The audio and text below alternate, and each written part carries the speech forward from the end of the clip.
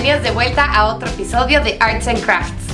Si les gustan mucho las manualidades con macramé o les interesa aprender de esta técnica, creo que el video de hoy les va a gustar. Les voy a enseñar cómo hacer unos llaveros con hojas de macramé. ¿Qué materiales vas a necesitar?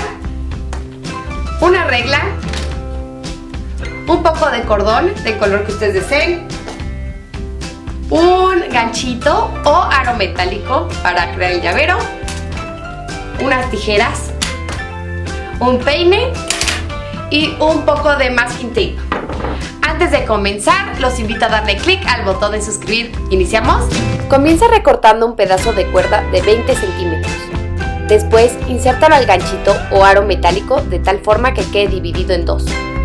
Recorta varios pedazos de cuerda de la mitad del cordón principal, en este caso serán de 10 centímetros. Dobla un pedazo de cuerda a la mitad y del lado doblado insértalo por debajo del cordón principal. Después, dobla otro pedazo de cuerda de la misma forma y ponlo por arriba.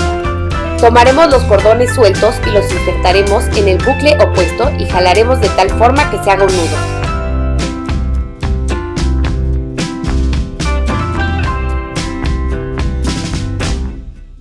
Continuaremos haciendo esto hasta cubrir la cuerda principal. Una vez que terminemos, cepillaremos todos los cordones y con unas tijeras recortaremos un poco para darle la forma de una planta.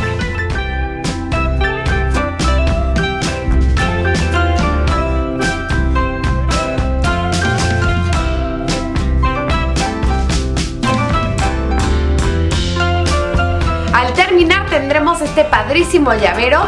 Si te gustó esta manualidad, dale un me gusta y compártelo con tus amigos. Nos vemos la próxima semana con un nuevo video. ¡Hasta luego!